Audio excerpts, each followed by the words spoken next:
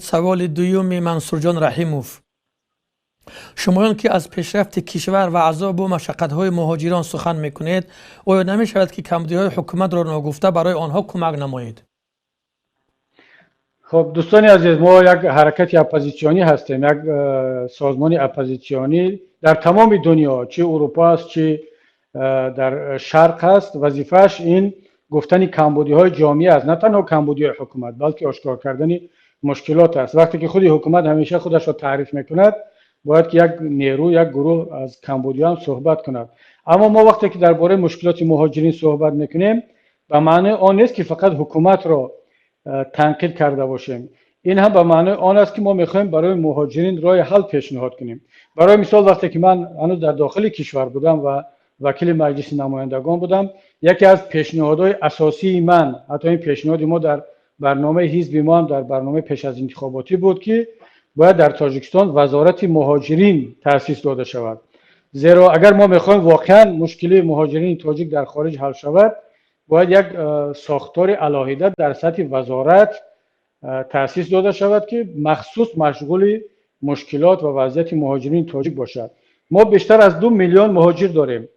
در کدام ساحه تاجیکستان ما اینقدر کارمند داریم؟ ما وزارت طب تندرستی داریم، چقدر آدم کار میکند؟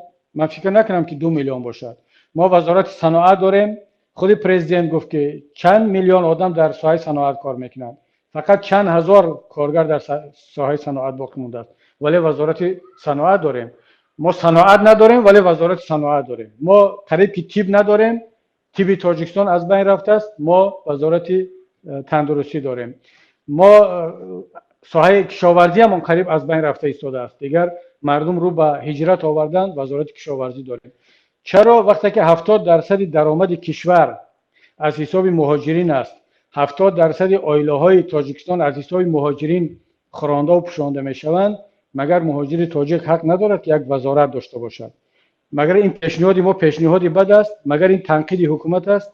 دوستی از این تنقید حکومت نیست، این یک واقعیت است، این برای کمک به مهاجرین است. اما چرا حکومت میترسد وزارت مهاجرین را تأسیس بدهد؟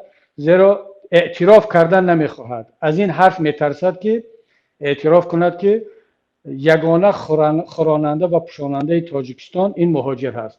حالا اگر بیاد وزارت مهاجرین تأسیس کند، اگر اعتراف کند که تکیهگاه یا ستون ملت ما مهاجرین هستند، پس سوال با وجود میاد که پرزیدنت چیکار میکند؟ حکومت چیکار میکند؟ این همه وزارت و وزارتخانه های دیگر چیکار میکنند که یک مهاجر توانسته است با بیل و کلند و با جاروبش ملت رو بخوراند، ولی یک پرزیدنت با این قدر ارمیه و ارتش و پول و بودجه و منصبدارش نمیتواند وظیفه خود را برابر یک مهاجر انجام دهد.